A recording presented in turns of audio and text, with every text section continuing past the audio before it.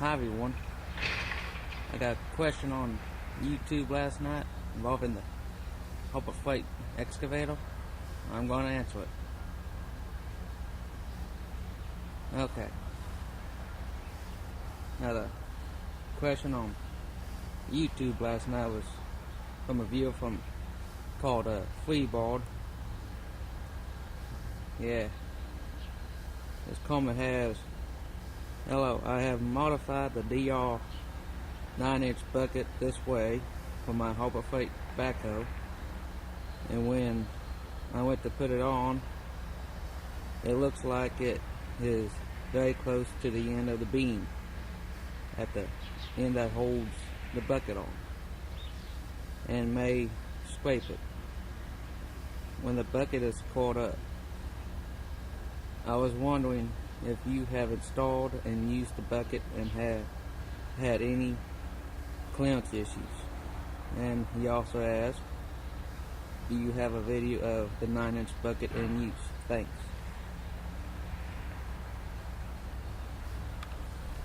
Well, I don't have any other videos of the excavator after thinking about it, and I do plan on doing one probably soon if I can get around to doing it. Actually standing in front of the machine now. I'm going to take the camera off the tripod and show the bucket in question, so not only you but also Fleabard can see what it looks like after a couple hours of use.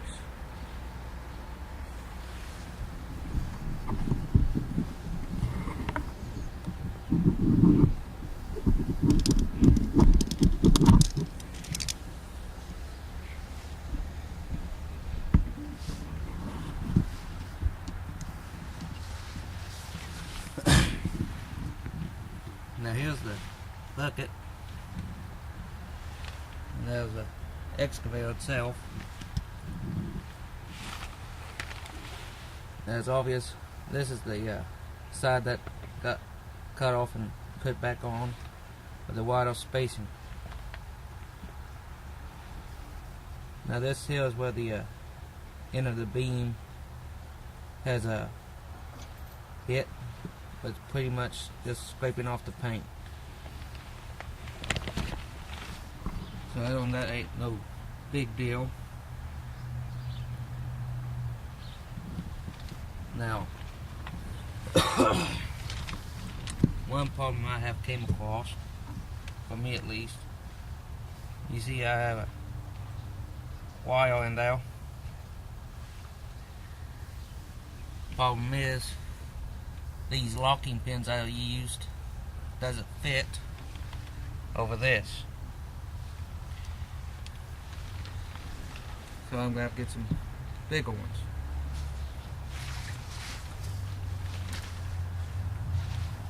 Now here's a bit of a tip for you. If you want to move both the buckets at the same time, get a piece of chain and loop it around the machine's arm there with a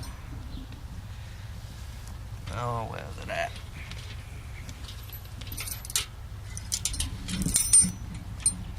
And use one of these to get everything locked into place.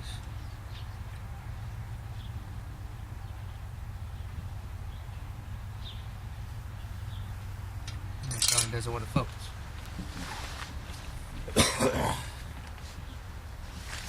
Now if you're going to be traveling with this a lot, I would suggest putting reflective stickers on it so people can see it. That's pretty much what it looks like.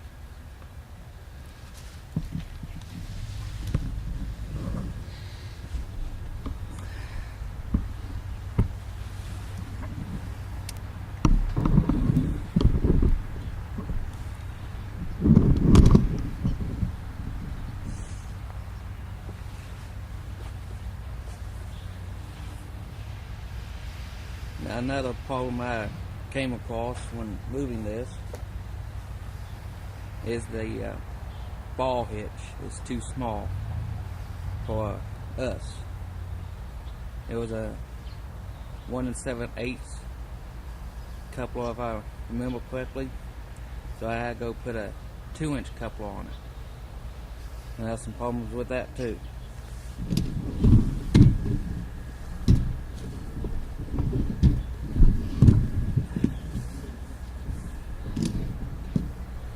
Get y'all back off here. I'll show you that.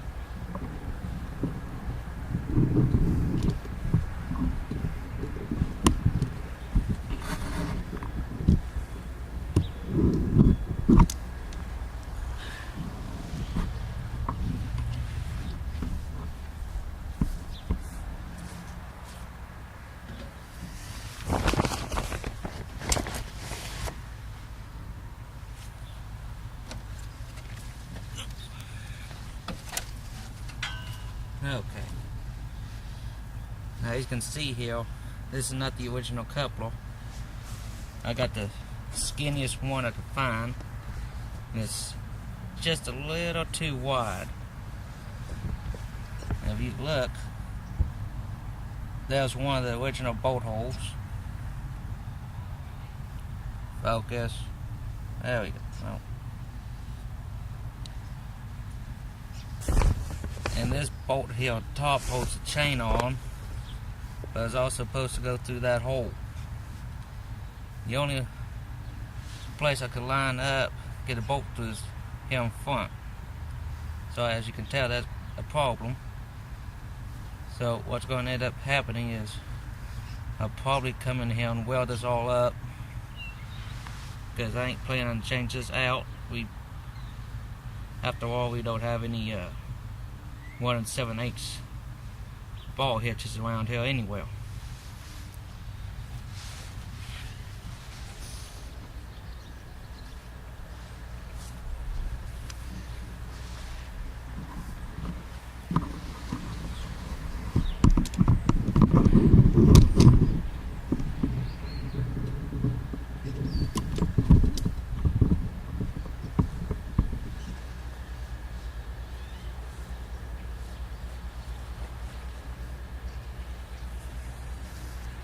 Now another tip, if you're going to store this outside, have a top over it to protect it.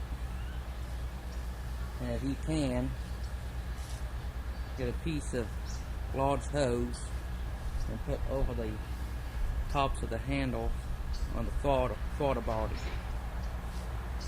Now I'll go get a piece of hose here that I used so you can see how big you need.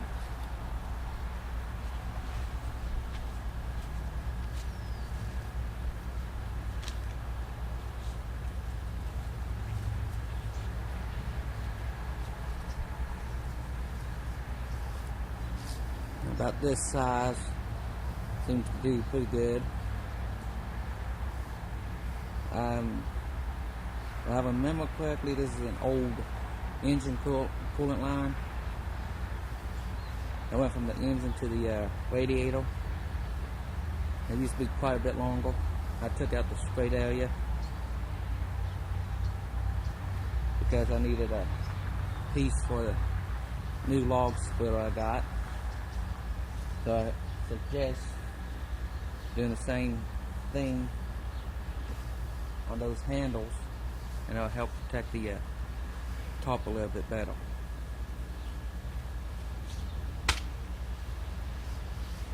And let's see here.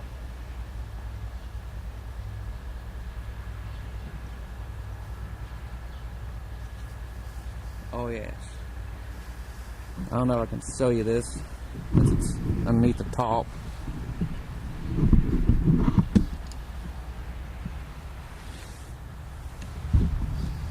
But I'll try.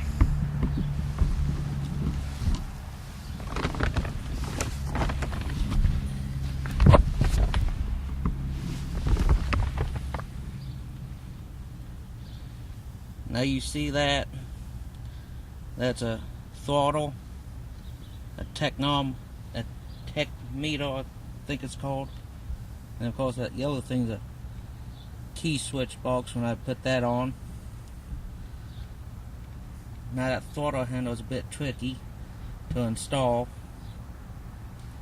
but it helps you out with throttling the engine up and down, and I would highly suggest doing it. That's just a standard lawnmower one. They got universal kits you can get to do that with, and that meter, you should truly put it on before you start using the machine, so you can keep track of the hours, and it also gives you the RPMs. And I just got a piece of steel bent up and bolted in place.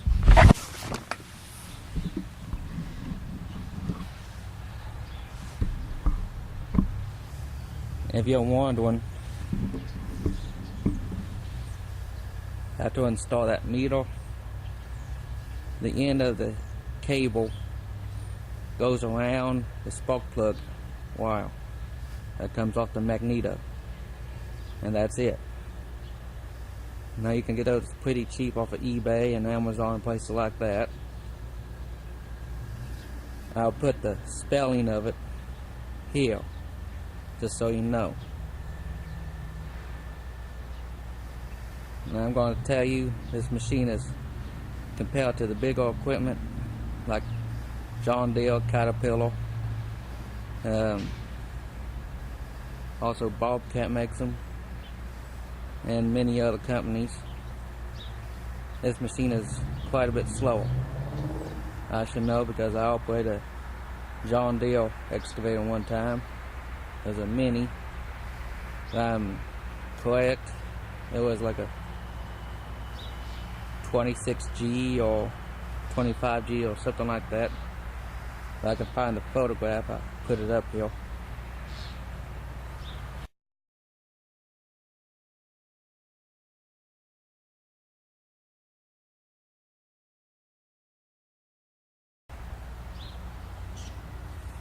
Now, like I said, I'll try to do a video of this machine in use a little bit later on. I just haven't had the time to do it yet. Now, if you're wondering what I got this machine for, because I have a landscaping business,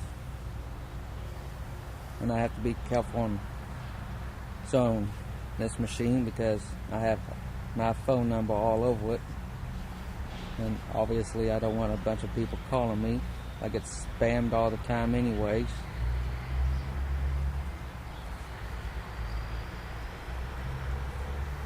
So when I can get the chance, I'll do a video.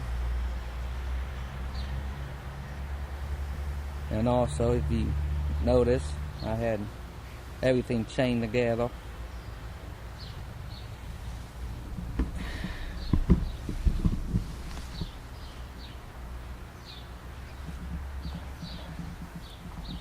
You want to make sure the chain you get, if you keep this stuff outside, is heavy enough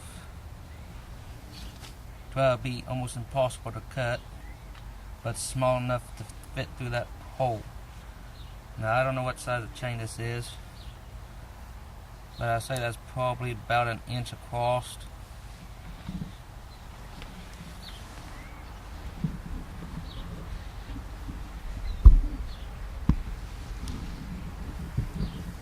Now, of course, the bucket is pretty heavy, and pretty much everything's chained up and to this guy here, which is a 35-ton log splitter.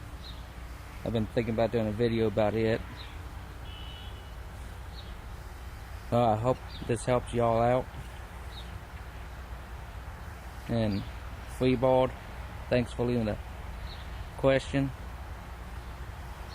And to everybody, hit that subscribe button. And until next time, have fun. One more thing. I was editing this video. I forgot to mention something.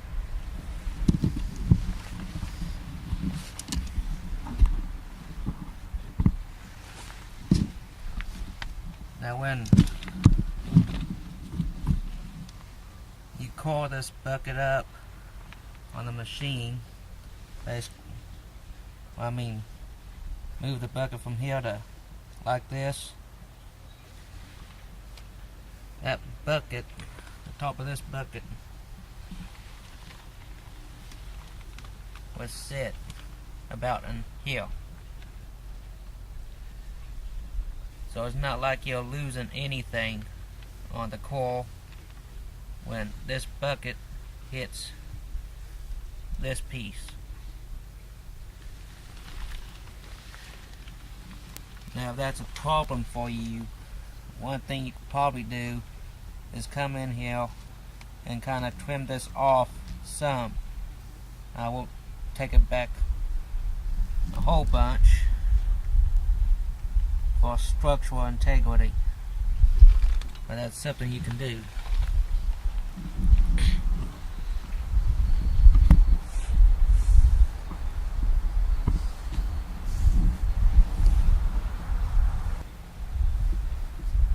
And also, I discovered this by accident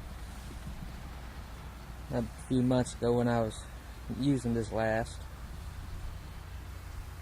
I had to move one of our trailers. It wasn't hooked up to a vehicle or anything, so obviously I couldn't move it easily.